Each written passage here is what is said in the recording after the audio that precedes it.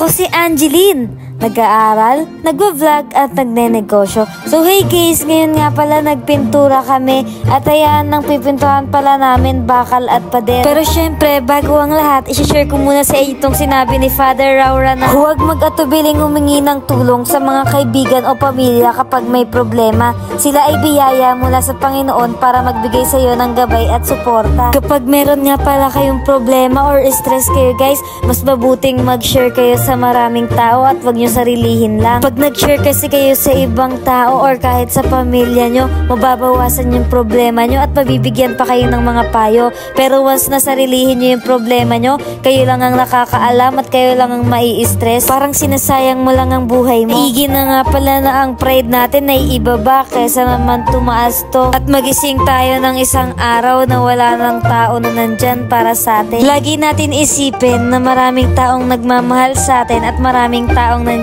para sa atin. Kung meron mang iilan na ayaw sa atin, iilan lang yon, pero mas marami pa rin yung taong nandyan at nagmamahal para sa atin. Huwag din natin kaligtaan magdasal para magkaroon din tayo ng gabay lalo sa presensya. Anyways guys, ayan nga pala nagpipintura na kami. Ayan lang munang side ng pader tapos yung bakal sa hagdan.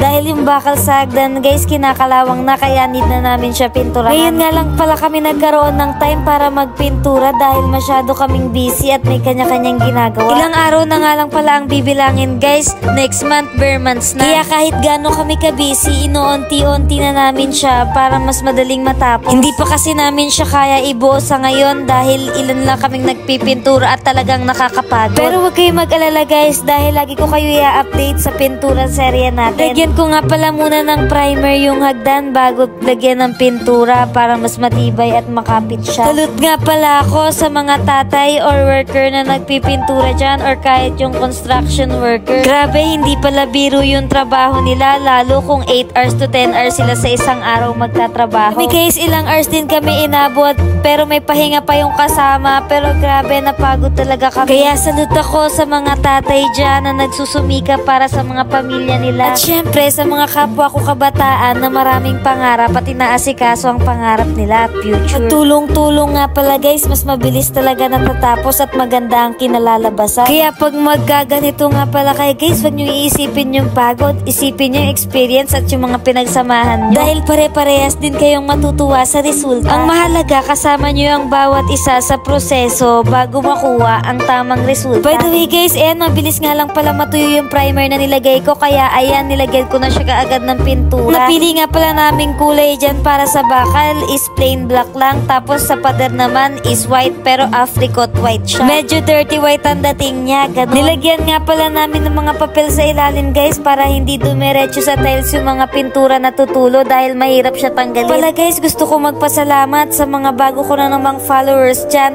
at sa mga syempre una at simula pa lang nandyan na grabe, napaka-solid nyo. Hindi ko man kayo maisa-isa pero palagi kong sinasabi na maraming salamat sa inyo. Dito banda guys, malapit na siya matapos. Nung simula nga pala niyan guys, tinatamad kami kasi parang ang hirap at di namin kaya. Pero nung nakakalahati na kami, grabe, sobrang worth it yung pagod. Tuwang-tuwa na kami sa nakikita namin kahit kalahati at onti pa lang yan kasi pinagpaguran namin. Hindi na nga pala kami kumuha ng manggagawa dahil kaya naman namin at wala pa naman kaming ginagawa. Itong bakal nga pala ng hagdan guys, ayan, natapos ko na pinturahan ng color black. Ang ganda kinalabasan niya.